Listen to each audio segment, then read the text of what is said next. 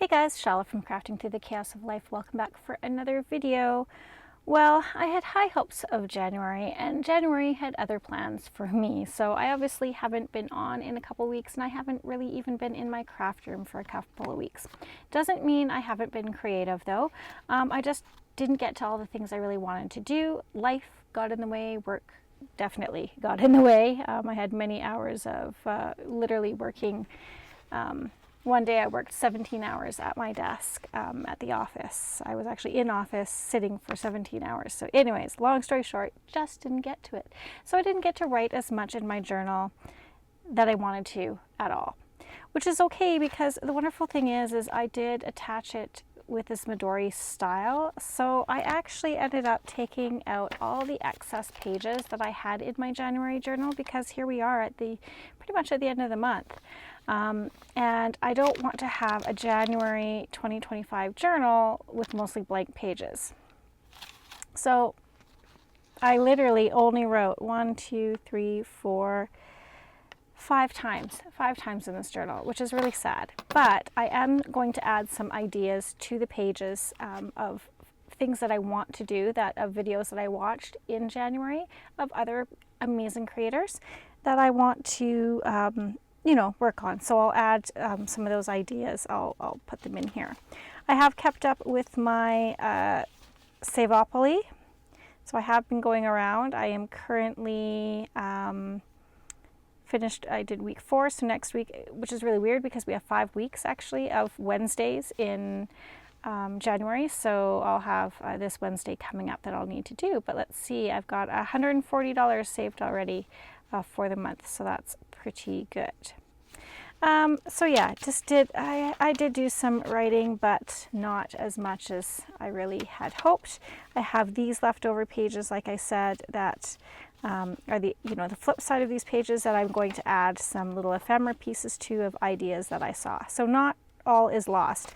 I will take the string out and I will reuse it in another project, and then I'll simply either sew with my sewing machine or hand sew in these signature pages. We all have good intentions. Sometimes life has other plans for us, right? It's just the way it is. However, like I said, all is not lost. I have still been creative. And what I've been working on is actually I wanted to do a crochet journal cover. I know that these ideas have been out there. I think other people have done actually crochet book covers, so they've put them around the book. And I'll leave some links down below of videos that I had watched and kind of the inspiration. So this is what I ended up making. So this is kind of my idea for upcoming Valentine's Day. I'm not a big fan of Valentine's Day personally, but if you are, this might be a project that could interest you. So I have some leftover yarn. I have tons of yarn that really, I love to crochet as well. And if you're like me, you have multiple different craft hobbies that you like to do, and sometimes you like to incorporate the two. So that's what I'm doing here. So this is, let me show you the first one I did because it's awful and you need to see it. Not that it's awful, I shouldn't say that, but this is the project. As you can see, my tension got a little wonky and it's not exactly straight. So how did I come across this? Well, this is a heart granny square, which I will link a video how to do that down below. And then I had watched a video, I think it was from Mahoon. Again, I'll link it down below. And I tried to do her pattern. It just wasn't working out for me for what I wanted to do, because what she was actually doing was creating these loops in these corners and tucking those around the corners of books to have it be a book cover. Well, that's not really what I want. I wanted it a journal cover and I don't want it to come off. It looked like it could easily slip off the corners of the books, and I wanted something a little more stable than that. Having said that, if you figure out that pattern, good on you, absolutely. I don't think I have a book that's big enough for this to fit. Let me just grab a book that's sort of out of reach here. So what she had done was she had taken a book and she kind of measured, the book height and width and, the spine. And then she actually had a loop of, so she would take one of these little loops and she would hook that to the corner of the book, which I thought, oh, that's amazing, because then you could still put on book corners, right? If it's just that little piece on there, you could probably put on a book corner, right? Which would look really nice.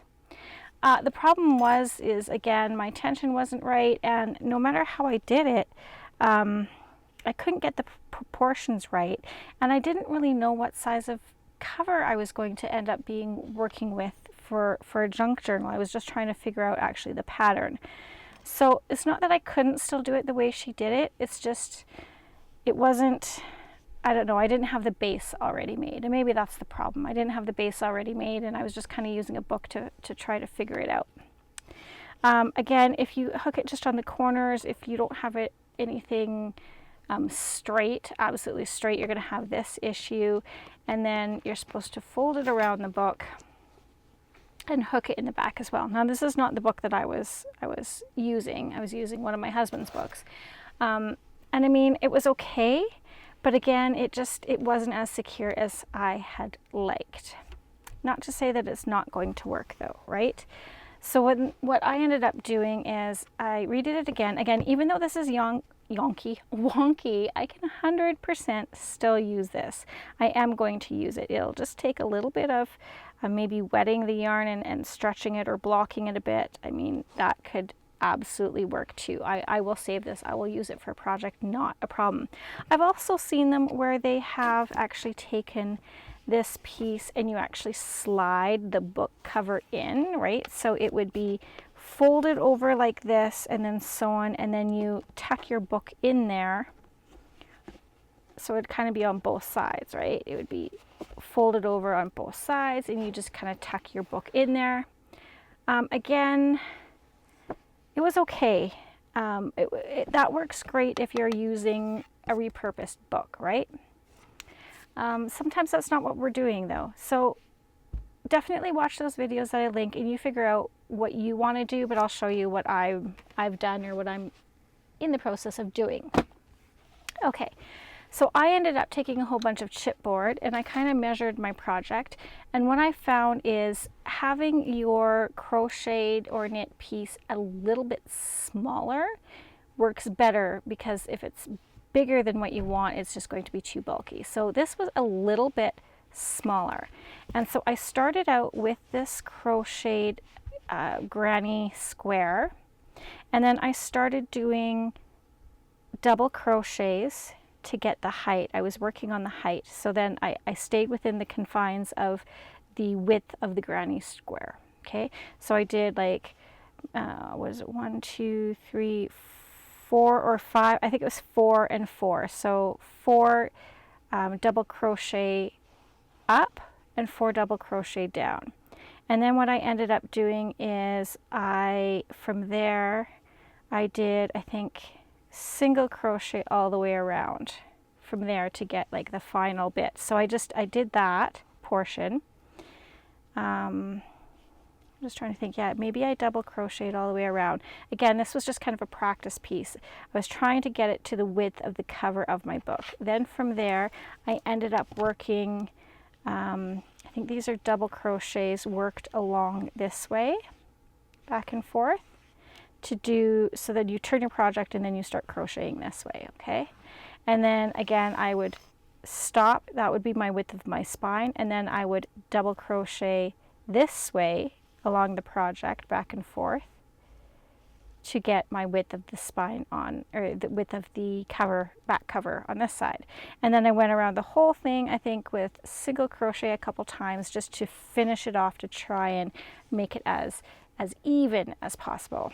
Okay, and then from there I cut my chipboard pieces. So I cut 2 front and back book pages, and then I think it was a 2-inch spine. So this is, I think this was, what is this? Yeah, I think it was about 6.5 wide by 9 tall. Is that what it is? Yeah, about that. About 6.5, 6 3/4 maybe.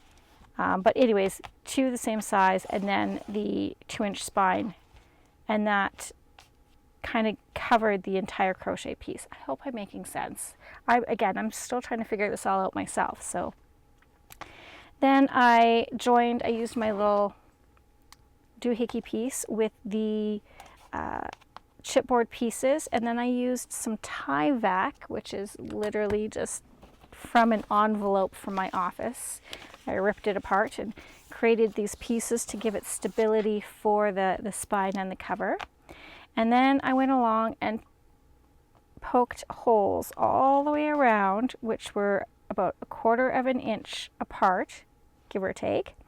And then I just took some matching yarn and I literally just hand sewed the crochet piece to the cover all the way around. Okay, I did nothing to cover this on the underside of here. Okay, it's attached by Tyvek on this side. If I attached Tyvek on the other side, that white would show through. Okay, but I didn't want that. This is just the color of the chipboard underneath. You can put a different piece of paper or whatever you want underneath if you want something else showing through. I thought that the craft color was fine for me. Now what I want to do is, now that I've got that all kind of done, I still might be able to get some corners on here. Not 100% sure once I get my lining paper on. I'll have to like open this up quite a bit and then kind of squish down the yarn and see if I can get that. But I think a corner would look nice on that. So if I can get corners on, eventually that's what I would like to do. If not, it's fine. Because when I had sewn it, just the way I had, you know, kind of, what is it, mattress stitch, whip stitch, I don't know, the way I had sewn it all the way around, it had pulled the yarn enough over that it kind of creates a little bit of a cushion. There is, you know, maybe a little corner here that you can kind of feel, but above all, it's not terrible. I think it's good. It's fine. Okay, so now we need to cover this. And I'm just taking some scrapbook paper, nothing too exciting. I didn't really have, I was kind of looking for something with silver hearts, with silver metallic hearts. I couldn't find it. I thought I had some, but I don't. So this will have to do. I wanted a little bit of a shine in there, and I think what I'll do is I'll just go ahead and cut this down, and then we'll glue it on. So I'm going to do each piece separate again. I'm going to do the cover piece, the back piece, and then a piece for the spine, and then I'm going to put something over top of the join, I think, in case this shows through. We'll see how it works, but let's just get our measurements double checked here, and then I'll go ahead and cut those out. I hope you're all doing well, finding yourselves in your crafty spaces, and that, you know, you've been doing okay since I've last been on here. So yes, 6.5. I don't want it to do it fully 6.5. So I think the best bet would be to do 6. Just thinking 6.25. Yeah, 6.25. I should probably write this down because I don't have the best memory these days. So something to write with. So it's going to be 6.25 inches by, I'm pretty sure it's 9 is the height. Yes, 9. So let's do 8.75. So by 8.75. Okay. So yeah, and then our spine is going to be. I should glue that down before it's just lifting a bit. Not the end all be all, but I'd rather be safe than sorry. Okay, so then our spine is going to be the same thing. It will be the 8.75 high. Okay, now my pin won't go back in my glue. Okay, so then the spine is going to be, it's 2 inches, so let's do 1.75 inches by 8.75 inches. Okay, so I'll cut these down and then we'll come back and glue them down together. Right, so I've cut everything down for the size of my journal. You're again going to do whatever measurements work best for you and what project you're working on and the sizing for what you're doing.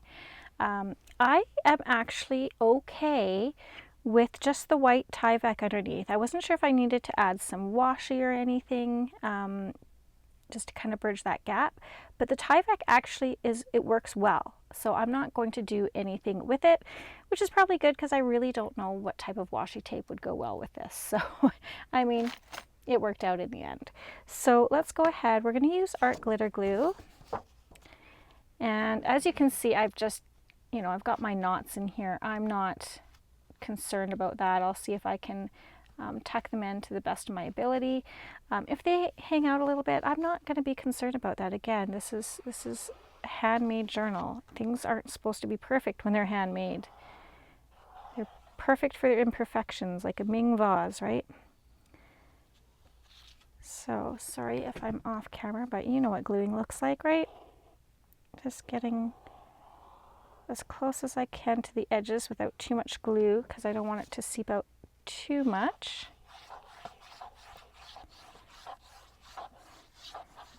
But I do want enough that if it does kind of connect with that yarn, that it will be secure. Okay, so doing my best to line everything up. That's good. And we'll just press everything down just to get the glue and paper and everything to connect to what's underneath. Just like that. And then I am going to add these little clips, in particular to the corners, just so that it does hold while that glue has some time to dry. I think that will be okay. I'll just add a few clips on this side as well, just in case. Like that, just kind of every so often. Art glitter is so good, it should be fine, but let's be safe than sorry. Okay, now I'm going to do the same thing on this side. I did not ink any edges of the paper. You go ahead and do that if you want. I just don't think it really needs it on this. Again, just making sure that glue is close enough to the edge, but not that there's so much glue that we're going to have a lot of spillover. Not that you couldn't wipe it up, but I try to minimize my amount of mess. I'm messy as it is, so I really need to learn to control my mess. Okay. I think that's good. Again, just trying to make sure it's an equal distance between the sides, top and bottom. I think we're good there.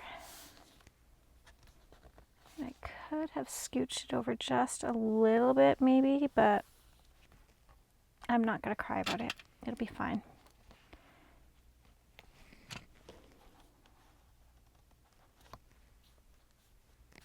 Okay there? Yeah, that's fine.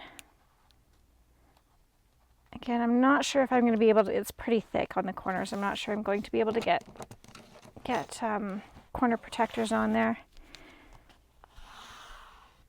But it would be cool if I could, but this is like a worsted weight yarn that I use too. So, I mean, what might be really nice is if you could actually like crochet with like the finer cotton like this, like you would with doilies. That would be really pretty as well, right? If you had like a lacy pattern I have a very old crochet book that I got from the Goodwill store that has some amazing patterns. I just need to find the patience to be able to do that, because it is a lot of work to crochet with such fine cotton like that, and the intricate details that doilies have is just, you know, it's not for the faint of heart. You have to have a lot of patience, and that's something that from time to time I don't have. And I've also come to realize that I am more of an ideas than an execution person.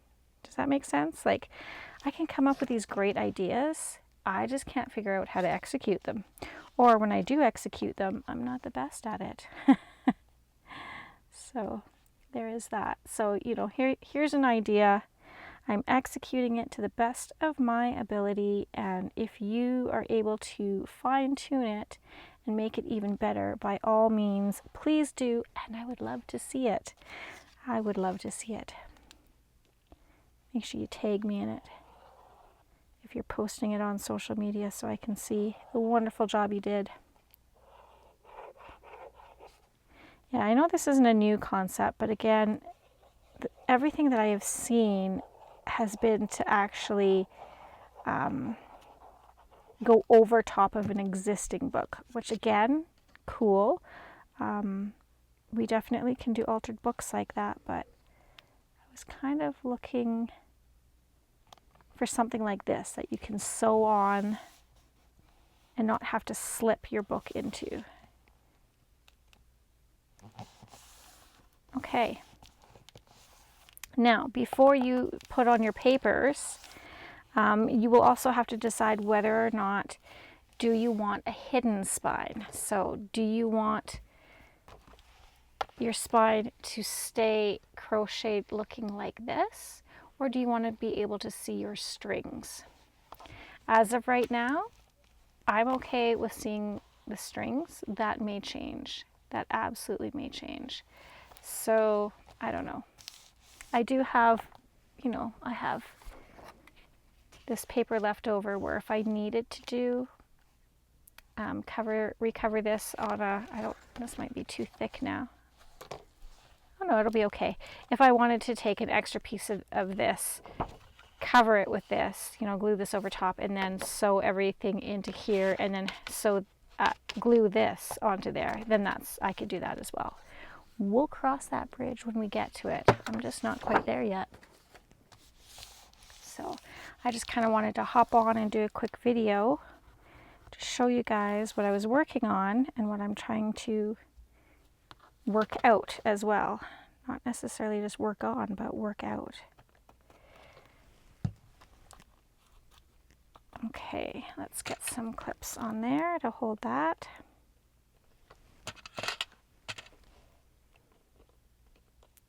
Yeah, just trying to look for different ways. You know, when it's winter time, I really like to spend some time underneath a blanket, and you know, I still like to do things with my hands and try to be creative. So crocheting is one of those things that I like to do. And then I thought, well, but I still want to do journals. So how can I meld the two together? And this is where I went with it.